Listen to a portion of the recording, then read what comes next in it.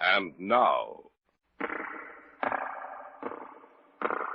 the Hall of Fantasy. Welcome to the Hall of Fantasy. Welcome to the series of radio dramas dedicated to the supernatural, the unusual, and the unknown. Come with me, my friends. We shall descend to the world of the unknown and forbidden, down to the depths where the veil of time is lifted, and the supernatural reigns as king. Come with me and listen to the tale of the Black Figurine of Death. Is that you, David? Yes, I heard a shot. So did we. I thought it was one of you. It was Sawyer. He came out late tonight. I found him out in the mausoleum about an hour ago. Here's his room. Try the door. It's open. He's on the floor. Is he? Yes. He's dead. In just a moment, the Hall of Fantasy will present the Black Figurine of Death.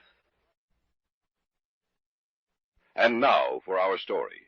An original tale of fantasy by Richard Thorne entitled The Black Figurine of Death.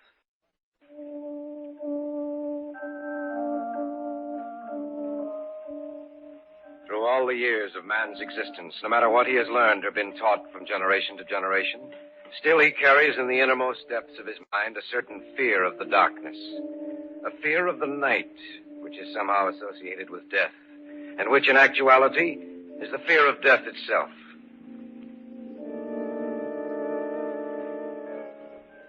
Each of us in his lifetime will probably come in contact with some psychic phenomenon, either directly or indirectly through the experience of a relative or acquaintance. An experience never to be forgotten. And about such an experience is my story tonight.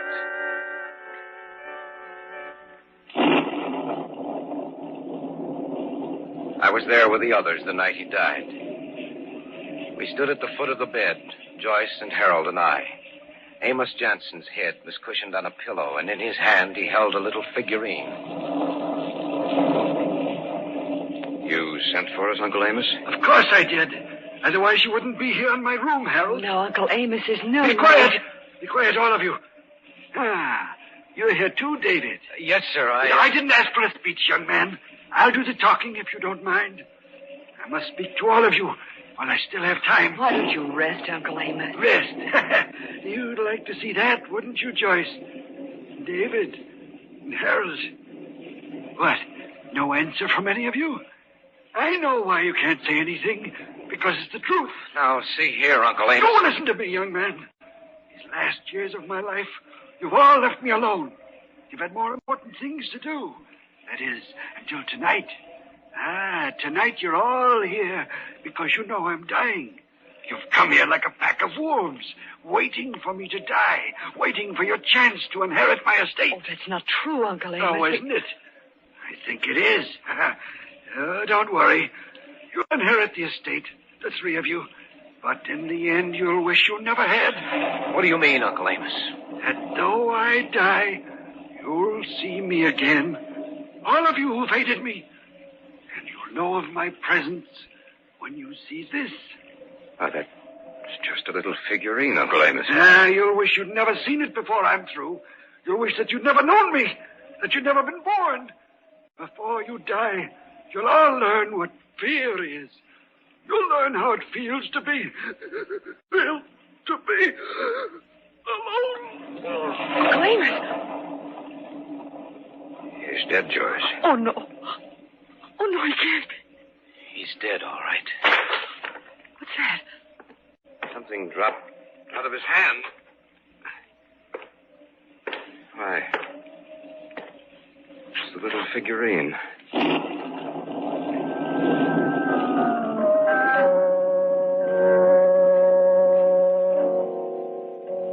The little figurine lay there on the floor.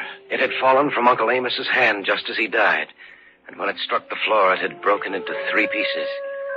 I picked them up and held them in my hand. The pieces fitted together perfectly, much like the pieces of a jigsaw puzzle.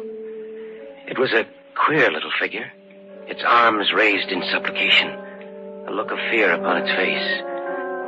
There was something frightening about it.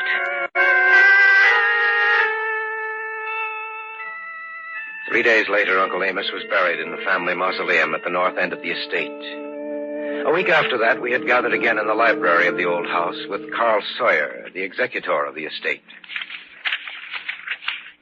As you know, your uncle appointed me as executor of the estate and left instructions that the three main heirs, 10 days following his demise, be gathered together in this house for a reading of the will. You told us that earlier, Mr. Sawyer. So I did. Are you all seated comfortably? Quite comfortably, Mr. Sawyer. It's a rather long will, you know. Now, I shall begin. I, Amos Johnson, being of sound mind and body, do make, ordain, and publish this instrument as my last will and... Mr. Sawyer, why don't you just tell us about the will? That's a rather unusual procedure, David. Well, David's right, Mr. Sawyer. It'll save a lot of time and trouble. Well, perhaps you're right. Let me see. Now, referring to the disposition of the monies and property, it's to be divided equally amongst the three of you. Of course, there are certain gifts to the servants. Naturally. Yes, naturally. There is a considerable amount of money to be divided, even after taxes. Each of you will be independent for life. I can't understand Uncle Amos willing us the entire estate. The night he died... Contrary to what you may think, your Uncle Amos was really quite fond of you. Is that all to the will, Mr. Sawyer? No. Of course, you realize that if one of you were to die, his or her share of the estate would be divided between the two remaining heirs. And there is one other proviso which I cannot quite understand. Yes? Your uncle made one condition referring to the disposition of the monies. Let me see if I can find that. Yes. Here it is. May I read it, please? The heirs are to reside in the family house on the estate for a period of 1 year. If this is not done, their claim to the estate is to be nullified, and they are to be left without a penny. Unfortunately, they were present very infrequently during the last years of my life. That's a rather strange provision. Yes, isn't it? However, as executor of your uncle's will, it is up to me to make sure the provisions are carried out. And believe me, I feel a deep sense of duty to your late uncle.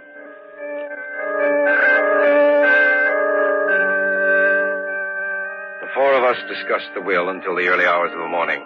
We persuaded Sawyer to spend the night with us, to return to the city in the morning.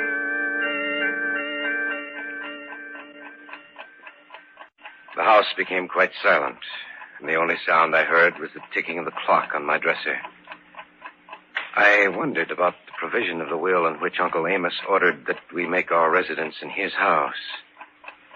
I was lying awake in bed thinking of that when...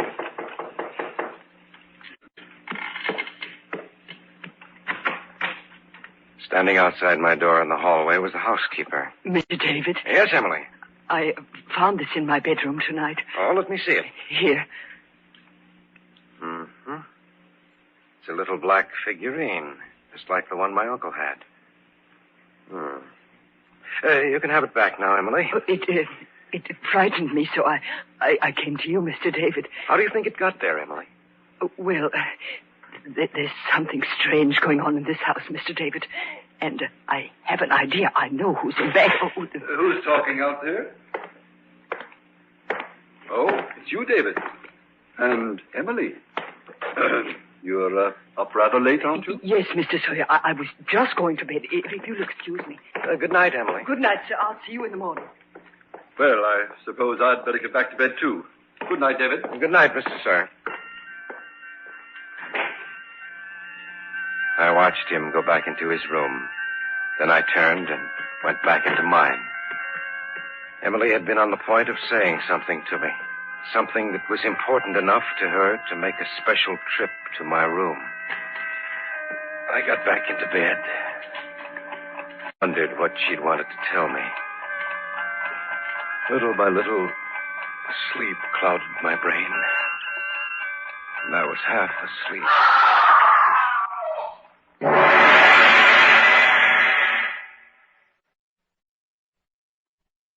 Back now to our story. An original tale of fantasy by Richard Thorne entitled The Black Figurine of Death.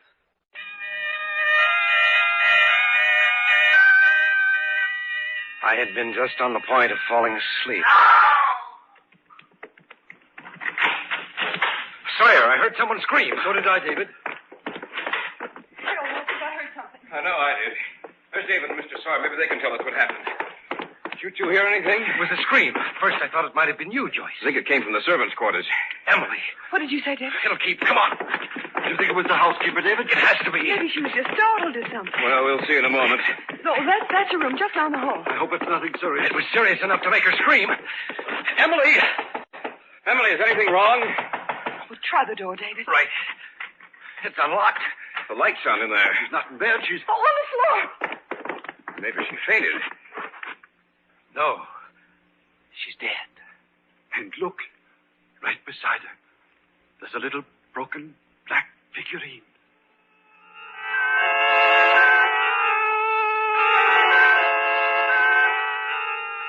Though the police came out and went over everything, there were no clues to follow. They said that Emily had been strangled, but there was nothing to indicate who might have done it. The police continued their investigation for almost a month. But at the end of that time, all they could write down in their case book was murder unsolved.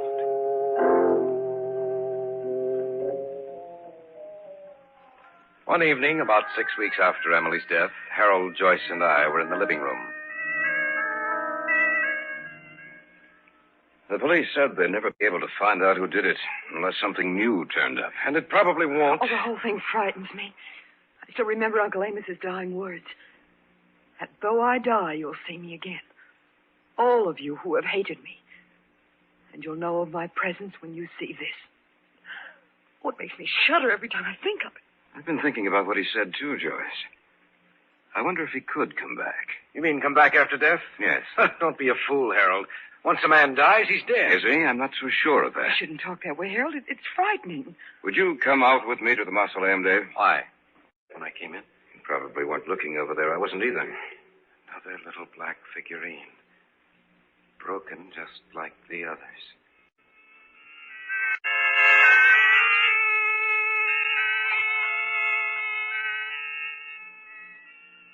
It gave me an eerie sensation. The little figure was broken into 3 pieces. I looked at Harold, and he seemed to be as afraid as I was. We locked up the mausoleum again and went back to the house. By that time, I began to wonder if perhaps Uncle Amos was striking back at us from beyond the grave.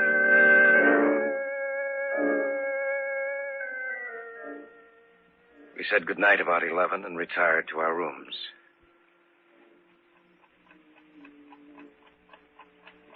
I couldn't get to sleep. I'd fall into a half doze and then snap out of it again. I felt as if someone were watching me. That there were unseen eyes in the dark waiting for me to fall asleep. I knew it was only my imagination, yet that feeling would not go away.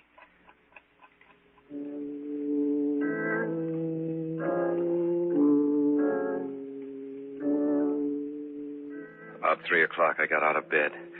I decided to return to the mausoleum. As I went out the front door, I noticed a light drizzle had sprung up. Something drew me toward the mausoleum, a compulsion, an inner force over which I had absolutely no control.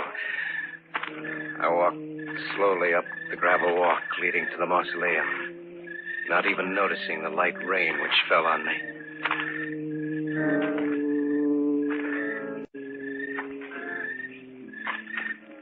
When I was close enough to see the doorway, I received a distinct shock.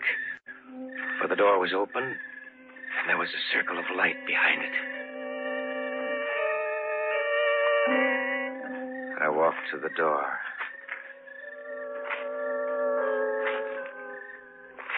I tried to get through the door quietly, but I jarred it a little, and the noise made the man inside whirl around. In his hand, he held a gun. David!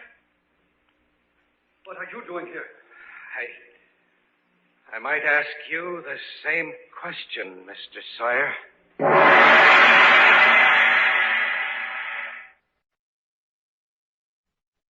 Back now to our story. An original tale of fantasy by Richard Thorne entitled The Black Figurine of Death. I had gone into the mausoleum. Standing there with a gun in his hand was the executor of the estate, Carl Sawyer. David! What are you doing here? I might ask you the same question, Mr. Sawyer. I began to wonder. I don't believe in people coming back after they die, but... Is that the reason for the gun? I didn't know what I'd find. I wanted to be safe, that's all. Now that I see it's you, I'll put it back in my pocket. By the way, David, what are you doing out here? I was restless. Harold thinks everything that's happened has some supernatural significance. All his talk made me nervous. I see. And do you think that there is something supernatural about the way Emily died? I don't know, Mr. Sawyer. I just don't know.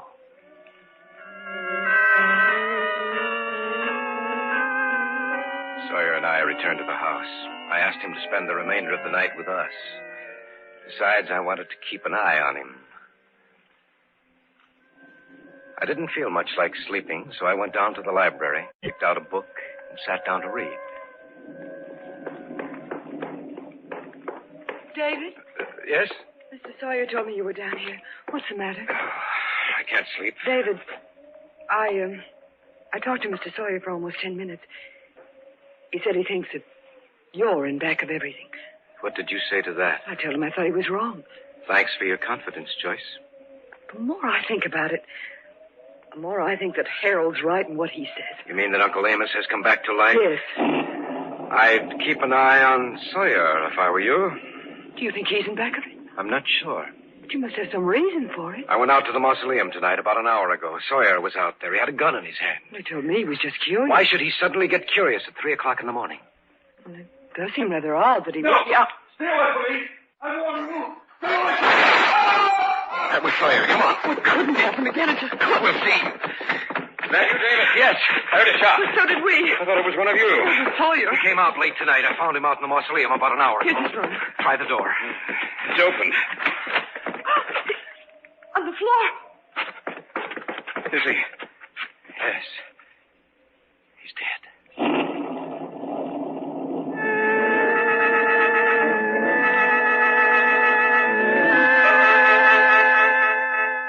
Sawyer lay there on the floor, sprawled in the grotesque position of death. By one outstretched hand was a gun, and by the other, broken into 3 pieces, was a little black figurine.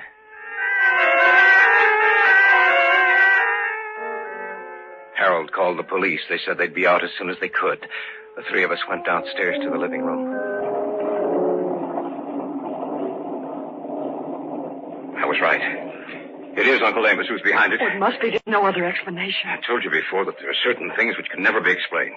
The deaths of Emily and Sawyer prove that. You don't still think that Sawyer was in back of it, do you, David? Hardly. Will or no will, I'm leaving here now. I'm not going to stay around here and be killed like the others. I'm going upstairs and back.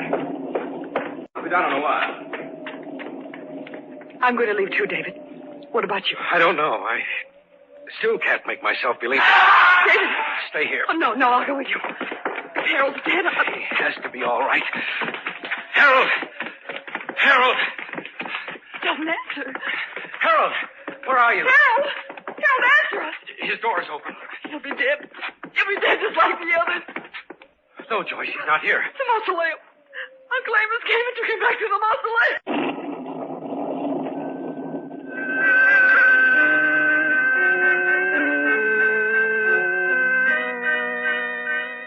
We went into Sawyer's room. Harold wasn't there, nor was Sawyer's gun. I supposed that Harold had picked it up on his way to the room.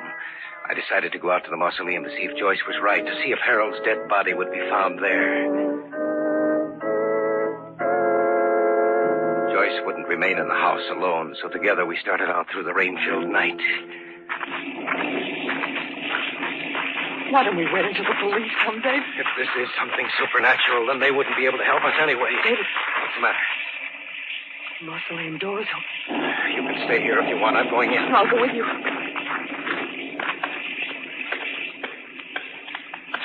Stay close to me, Joyce. I will. I don't like it in here, David. Neither do I. But you're going to remain here for some time. That was Harold's voice. That's right. But turn the flashlight on. You can see me then. We thought you... Dead? Hardly. But you two will be very soon. He has a gun, David? That's right, Sawyer's gun. Planned this very carefully, David. When the police arrive, they'll find the three of you dead, and I'll be wounded. Tell them that Sawyer was behind it all, that he killed both of you out here, and that he came into the house searching for me. There was a fight. The gun went off, and he died. Then you killed Emily and Sawyer? Yes. I'm going to kill both of you, too. You don't think I believed all that hokum I fed you about Uncle Amos coming back, do you? Of course not. It served its purpose. And now you'll serve yours. Phil, look out in back of you. How stupid do you think I am? Uncle Amos is coughing. It's slipping. Get out of the way, Phil. Get out of the way!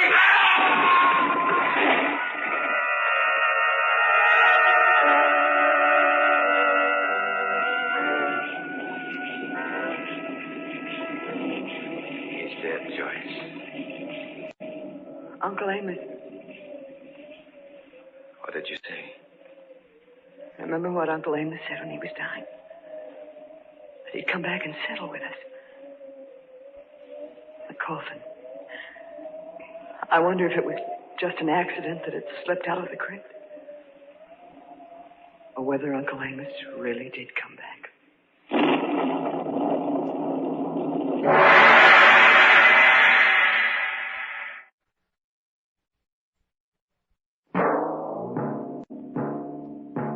So runs tonight's tale of the unusual, the terrifying, the unknown. Join us again when next we journey down the corridors of the Hall of Fantasy to hear another strange tale of the supernatural. All characters and events portrayed in these programs are fictional, and any similarity to actual events or persons, living or dead, is purely coincidental.